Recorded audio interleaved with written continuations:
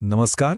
चला 2024च्या येवला विधानसभा निवडणुकीच्या निकालांमागचं राजकारण, तिथली गणितं आणि लोकांच्या भावना सखोलपणे समजून घेऊया.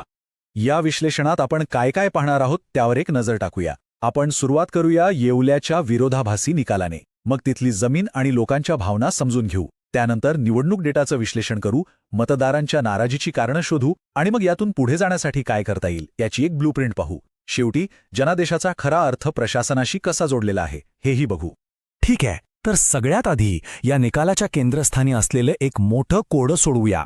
हा विजय तर आहे, पण तो अनेक प्रश्नही निर्माण करतो.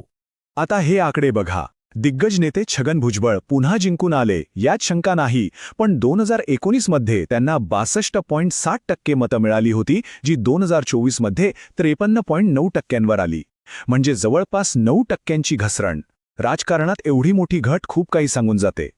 आणि यातली सगळ्यात इंटरेस्टिंग गोष्ट काय आहे माहितीये? ही घट तेव्हाच झाली जेव्हा मतदानाची टक्केवारी वाढली होती. म्हणजे 2019 पेक्षा जास्त लोक मतदानाला बाहेर पडले, पण तरीही जिंकणाऱ्या उमेदवाराच्या मतांची टक्केवारी कमी झाली. याचाच अर्थ नव्या मतदारांनी किंवा आधीच्या मतदारांनी काहीतरी वेगळा विचार केला. आणि हाच तो विरोधाभास आहे जो आपल्या आजच्या विश्लेषणाचा मूळ आधार आहे. हा विजय आहे की भविष्यासाठी एक इशारा? येवल्याच्या मतदारांना नक्की काय सांगायचं होतं? हे आकडे समजून घेण्यासाठी आपल्याला आधी तिथली माती आणि माणसं समजून घ्यावी लागतील. कारण कोणत्याही ठिकाणचं राजकारण हे तिथल्या जमिनीवरच्या वास्तवावरच उभं असतं.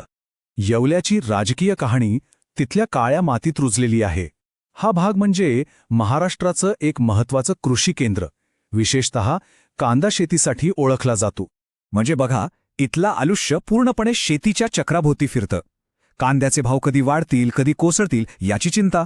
मुलांच्या हाताला गावातच काम नाही आणि पाण्याची समस्या आता 5वीला पुजलेली. हे मुद्दे फक्त कागदावरचे नाहीत, हे तिथल्या लोकांचं रोजचं जगणं आहे. आणि ह्याच गोष्टी मतदारांच्या निर्णयावर थेट परिणाम करतात. चला आता जमिनीवरचं हे वास्तव मतांच्या आकडेवारीत कसं उतरलंय ते जरा खोलात जाऊन पाहूया. हा तक्ता बघा, सगळं चित्र स्पष्ट होतंय. 2019 मध्ये विजयाचं अंतर होतं 56,000पेक्षा जास्त आणि 2024 मध्ये ते आलंय फक्त 26,000वर. म्हणजे मताधिक्य निम्म्याहून अधिक कमी झालंय. हा एक स्पष्ट आणि मोठा राजकीय संकेत आहे. आता ह्यामागचं सामाजिक गणितही समजून घेऊया. येवल्याची सामाजिक रचना खूप गुंतागुंतीची आहे. इथे मराठा समाज हा जवळपास 41% सर्वात मोठा गट आहे. त्यानंतर ओबीसी आणि इतर समाज येतात. आणि यातला कळीचा मुद्दा हा आहे की 2024च्या निवडणुकीत जी पारंपरिक मतदानाची समीकरणं होती, जी वर्षानुवर्षे चालत आलेली राजकीय गणितं होती, ती पूर्णपणे बदलली. जुन्या सामाजिक आघाड्यांना तडे गेले आणि मतं विभागली गेली. तर मग प्रश्न उरतो की असं का घडलं? मतदारांच्या मनात नेमकी कोणती नाराजी होती? चला एक एक धागा जोडून हे चित्र पूर्ण करूया. ह्या निकालामागे आपल्याला 4 मुख्य कारणं दिसतात. पहिलं, 4 वेळा सत्तेत राहिल्यामुळे लोकांमध्ये एक नैसर्गिक अँटी इन्कम्बन्सी तयार झाली होती. दुसरं, राष्ट्रवादी काँग्रेसमध्येच फूट पडली, त्यामुळे एक तगडा आणि विश्वासार्ह स्पर्धक घरातूनच उभा राहिला. तिसरं, आरक्षणाच्या मुद्द्यावरून मराठा समाजाची नाराजी होती, त्याचा थेट परिणाम मतांवर झाला. आणि चौथं म्हणजे कांद्याचे भाव आणि शेतीच्या समस्या, हे मुद्दे लोकांच्या जास्त जिव्हाळ्याचे ठरले. आता जर आपण एका राजकीय पर्यायाच्या दृष्टिकोनातून पाहिलं तर काही गोष्टी स्पष्ट दिसतात. त्यांच्याकडे आघाडीचं नेटवर्क ही ताकद आहे, पण स्थानिक पातळीवर संघटना कमकुवत आहे. संधी कुठे आहे तर नाराज मराठा तरुण आणि शेतकऱ्यांच्या मुद्द्यांना सोबत घेण्यात. पण त्याचवेळी मतांच्या विभागणीचा आणि आरक्षणाच्या राजकारणाचा धोकाही आहेच.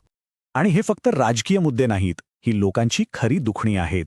शेतीचं संकट, कांद्याच्या भावातली अनिश्चितता, महागाई, मुलांच्या हाताला काम नसणं आणि इतकी वर्ष सत्तेत असूनही काही प्रश्न सुटत नाहीत, यातून तयार झालेला अविश्वास, ह्या सगळ्या गोष्टींनी लोकांना बदलासाठी विचार करायला भाग पाडलं. आणि इथेच आपल्या संविधानाने दिलेला एक महत्त्वाचा विचार समोर येतो. प्रत्येक नागरिकाला सन्मानाने जगण्याचा हक्क आहे आणि त्यांचं म्हणणं, त्यांच्या समस्या शांतपणे ऐकून घेणं ही लोकशाहीची जबाबदारी आहे. आतापर्यंत आपण काय झालं आणि का झालं हे पाहिलं, पण हा डेटा फक्त विश्लेषण नाही करत, तो पुढे जाण्याचा मार्गही दाखवतो. कोणत्याही राजकीय शक्तीसाठी लोकांचा विश्वास परत मिळवण्याची एक स्पष्ट ब्लूप्रिंट यातून तयार होते.